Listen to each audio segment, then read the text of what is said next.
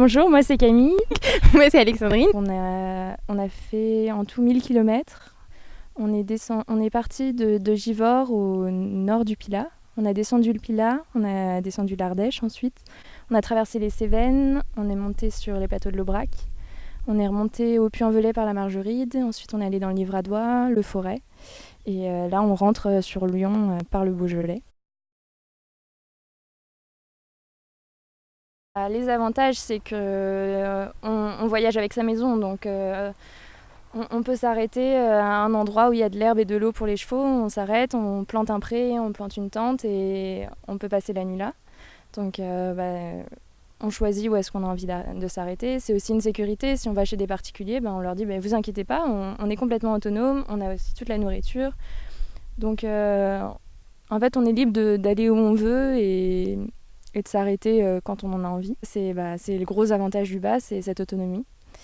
L'inconvénient, c'est que c'est toute une logistique en plus de préparation, de chemins qui passent et qui passent pas. Et c'est plus compliqué que d'être à 2 chevaux d'avoir 3 chevaux quand on est 2.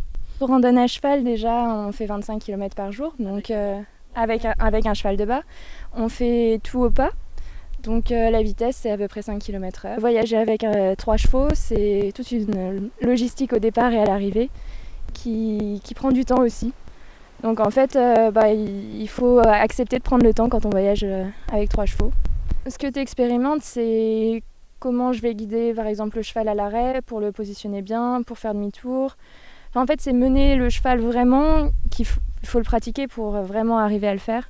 Le cheval, il faut qu'il ait conscience de son chargement, mais toi aussi, tu dois prendre le temps d'avoir conscience de ce chargement et de cet arbre, il va passer, celui-là, il passera pas. Okay.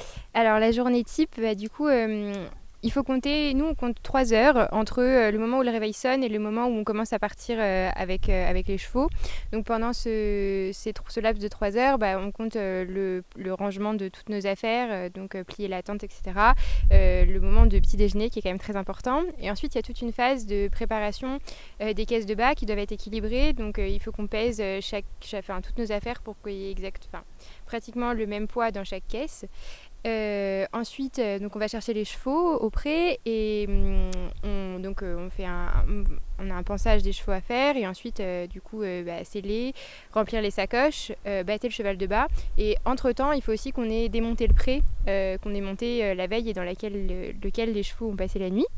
Donc une fois toutes ces étapes prêtes, on est à peu près à 3 heures depuis 3 heures du début de la journée, donc ensuite on part. On marche pas mal en voyage, en randonnée, en voyage à cheval. Du coup, en général, on commence toujours par marcher quelques kilomètres. Ensuite, on se met à cheval et globalement, on fait une journée de 20-25 km au pas. Et on arrive... on n'arrive pas trop tard en général sur les coups de 16 heures quoi. Et là, rebelote, du coup, faut débatter, on soigne les chevaux, faut monter un pré pour les chevaux. Faut vérifier tout le temps la question de l'eau, donc ça on a fait pas mal d'allers-retours de sauts, etc. pour que les chevaux aient toujours à boire. Et donc tout ça nous prend en général le soir 1h30 je dirais. Faut monter la tente. Ouais voilà, et après faut sortir toutes nos affaires des caisses, monter la tente, monter le campement. 1h30, 2h et après on peut commencer à faire à manger et se poser pour la soirée. Pendant 2 mois, ces chevaux ils dépendent de nous et nous on dépend d'eux aussi et du coup ça crée une relation encore plus forte et c'est aussi cette responsabilité qui donne le statut de voyageur à cheval et qui détermine l'accueil qu'on a parce que les gens sont aussi sensibles à comment est-ce qu'on soigne les chevaux, comment est-ce qu'on s'en occupe, etc. C'est vrai qu'on est dans une société où on a un peu peur de l'autre et là on est tellement en décalage. Le fait d'être avec un cheval de bas, on pose vraiment le fait qu'on voyage et qu'on est dans une position complètement différente. On arrive et on cherche un endroit juste avec un peu d'herbe et de l'eau. Nous, on ne s'attendait pas à l'accueil que nous réservaient les gens. Ça, c'est vraiment quelque chose qui était vraiment hyper riche dans ce voyage. C'est les rencontres qu'on a fait et le positionnement des chevaux par rapport à ces gens. Enfin, le fait qu'ils nous accueillaient comme 2 cavalières et 3 chevaux qui voyageaient pendant 2 mois. Enfin, c'est vraiment le rencontre d'un autre statut et la volonté de partage des gens qu'on rencontrait. Ça, c'était vraiment quelque chose de super riche auquel on s'attendait pas, quoi. Et ça, c'était vraiment beau. On rentrait dans la vie des gens le temps d'une soirée, mais ils nous ouvraient leurs portes Enfin, il y a même des gens qui nous ont laissé leur maison. Donc on est cavalière classique depuis toute petite. On randonne ensemble à la semaine depuis 7 ans. Et donc on a testé de partir seul avec une carte et une boussole, avec un tracé déjà fixé, des étapes déjà fixées. On a testé de partir avec une mule de bas pour planter un bivouac dans des endroits où un 4x4 ne vient pas. Et cette année on avait du temps et on s'est dit qu'on voulait partir en autonomie pendant 2 mois avec 3 chevaux du coup. Donc je pense que la première chose c'est de randonner avec des gens qui savent randonner et qui vous apprennent en fait toutes les choses auxquelles on peut penser pour prévoir les potentiels problèmes. Et puis ensuite, pour être autonome, nous, on s'est formé à la maréchalerie. On a appris les bases aussi de soins d'urgence pour les chevaux. Et puis voir un peu ce que c'est un cheval de bas, comment on met le bas et comment ça marche. Après, ça s'apprend en faisant. En fait, déjà, je trouve que le fait d'avoir pas mal randonné avant, on apprend une autre relation avec le cheval et une forme de responsabilité parce que du coup, on fait la route à deux. Et, ensuite, les formations qu'on a fait, ça nous a rassurés. On se disait qu'on avait quelques clés quand même, si on déférait, qu'est-ce qui se passait, de reconnaître des signes qui étaient importants en matière de soins équins. L'idée, elle est née l'été dernier, donc il y a un peu plus de 10 mois. Et à partir de là, on a cherché des gens qui louaient des chevaux pour cette durée-là. Donc c'est là qu'on est rentré en contact avec vous.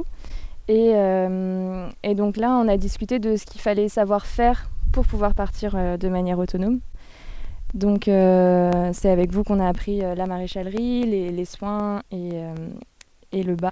Ensuite, notre côté, on a regardé un peu des reportages de gens qui avaient voyagé à cheval. Et ensuite, on a feuilleté le livre de Bragé. À travers l'association Les Cavaliers au long cours, il y a il y a pas mal de gens aussi qui se lancent dans le voyage et du coup, il y a plein de gens qui posent des questions. Tous ceux qui débutent se posent les mêmes questions, que ce soit en matière d'équipement du cavalier, du cheval, des piquets, de comment on monte un pré, de qu'est-ce qu'on prend comme équipement de bivouac. Enfin, des questions vraiment hyper basiques, mais sur comment est-ce qu'on gère une autonomie à cheval. Et sur ces questions pratiques, ça nous a vraiment pas mal aidé. On avait réfléchi au combien de... au niveau d'autonomie alimentaire, qu'est-ce qu'on pouvait mettre, qu'est-ce qu'on pouvait prendre pour que ça se conserve, pas que ce soit trop lourd, combien de jours d'autonomie on pouvait envisager en fonction du poids. 4 jours. On avait dit maximum 15 kilos par caisse. Ouais, je pense qu'on a pris du poids un peu pour avoir des sécurités loisirs. Mais en fait, quand on voyage, on a plein de choses à faire le soir et on a eu très peu de temps pour lire, pour dessiner. Ces choses-là, on les a très peu utilisées. On a fait plein de techniques différentes. On a utilisé les machines des gens chez qui on était. On a fait des laveries quand on était sur le chemin de Saint-Jacques. Et puis on a lavé à la main. Un bon cheval de voyage, ouais. Parce qu'il a le pied sûr, il a globalement peur de rien. Même il a peur de rien. Voilà, on sent qu'ils ont... ils sont contents de faire ce qu'ils font. On sent qu'ils nous donnent quelque chose. En tout cas, ils s'investissent et on sent qu'ils mettent du cœur à l'ouvrage, quoi. Sur 2 mois, on a fait 1000 km. Donc les fers, au début, ils avaient été renforcés en soudure, ils avaient des pointes de tungstène. Au bout d'1 mois, il y avait 2 fers qui bougeaient, donc on a remis un clou pour resserrer. Et 1 semaine et demie après, il y a 2 fers qui ont cassé en pince. Donc là, il n'y a plus rien à faire. Donc on a référé tout le monde pour pouvoir finir, parce qu'il restait quand même 20 jours, 300 km. Parce que ça, c'est vraiment quelque chose qu'on n'avait jamais vu avant. Que clairement, sur 1 semaine, on ne se préoccupe absolument pas des fers. Et donc là, c'est quelque chose sur lequel on n'avait pas du tout d'expérience. Même... théoriquement, on sait reconnaître l'usure des fers, mais bon, quand est-ce qu'ils vont casser, est-ce qu'on essaie de les faire tenir ou pas, c'est des questions qu'on se posait. Et du coup, ce qu'on avait fait aussi, c'est quand même qu'on avait listé, on avait recherché les maréchaux sur le trajet qu'on pensait emprunter pour avoir des contacts assez facilement. Donc on avait une vingtaine de points où on savait qu'on voulait aller. Donc à partir de là, on a regardé un peu autour comment on pouvait les lier en amont. Ça nous a permis un peu de nous familiariser avec les chemins, les terrains, lire la carte. Même si on avait déjà lu la carte, ça rassurait un peu de voir où est-ce qu'on allait. Sur le terrain, on a choisi de partir avec une application sur laquelle il y a les cartes IGN. On est géolocalisé et il n'y a pas besoin d'avoir de connexion internet pour voir la carte si elle est téléchargée en amont. Et donc ça, nous, ça nous a coûté 25 € pour avoir toute la carte de France. Si on avait voulu emmener le nombre de cartes IGN qu'on voulait, ça nous aurait coûté beaucoup plus cher et ça aurait pesé énormément dans le bas. Donc déjà de ce point de vue-là, c'était beaucoup plus confort. En plus, on avait la sécurité de la localisation GPS. Sur la route, il y avait le premier tracé qu'on avait fait, qui ensuite passait ou passait pas. Donc quand ça passait pas, on a changé d'itinéraire. Et puis après, il y avait les rencontres qu'on faisait, les personnes qui nous disaient « Ah, mais il faut aller là ». Et donc on allait là parce que effectivement, c'était plus beau. Et donc voilà, et au fur et à mesure, on a fait évoluer notre tracé initial pour aller à un endroit qui était plus joli, à un endroit qui passait mieux. Enfin, on apprend à prendre vraiment de la liberté par rapport au tracé qu'on avait fait et aussi par rapport à nos envies. Enfin, en fait, on rentre vraiment petit à petit dans le voyage et le fait d'être localisé, ça aide vachement à pas pas passer la journée avec le nez sur la carte, quoi. Ça permet de se détacher un peu et de profiter du voyage. Donc ça, c'est un confort qui est vraiment hyper appréciable. Déjà en prévention, en fait, les chevaux ont tourné sur tous les postes. Donc ils ont tous fait le bas et on les a toutes montées pour avoir des cavaliers différents. Les selles aussi ont tourné. Donc en termes de points de pression, tous les 2 jours, même tous les jours, c'était des points de pression différents. Donc il n'y avait pas une répétition d'un point de pression qui pouvait blesser. Et tous les soirs, on faisait le tour des chevaux pour vérifier qu'il n'y avait pas de blessures qui s'étaient faites pendant la journée. Et quand ça avait un peu gonflé, donc ça pouvait blesser le lendemain, on appliquait une pâte à base de choux qui permettait de dégonfler le point de pression. Tout brosser tous les endroits où le harnachement passe, pareil pour les tapis, qu'il n'y ait rien qui fasse de petites boules. On a quand même eu Kiri qui a fait qui avait la peau mais sans poils et du coup on a passé beaucoup de temps à nettoyer, à gratter les croûtes pour pas que les croûtes s'arrachent, etc. En fait, comme on fait que du pas aussi, il y a beaucoup moins de frottement. On est un groupe à 5 et c'était vraiment ça. Enfin, les 3 chevaux, c'est un petit troupeau et ils étaient vraiment tous les 3. Mais c'était aussi tous les 5 parce que s'il y a un cheval qui avance pas, on est 2 cavalières. Donc s'il y en a une qui est fatiguée, l'autre va pouvoir aider. Et si les cavaliers sont fatigués, les chevaux sont encore là pour avancer. Donc c'était vraiment un groupe qui se formait à 5. Et je trouve que c'est ça qui était vraiment beau dans ce voyage. C'était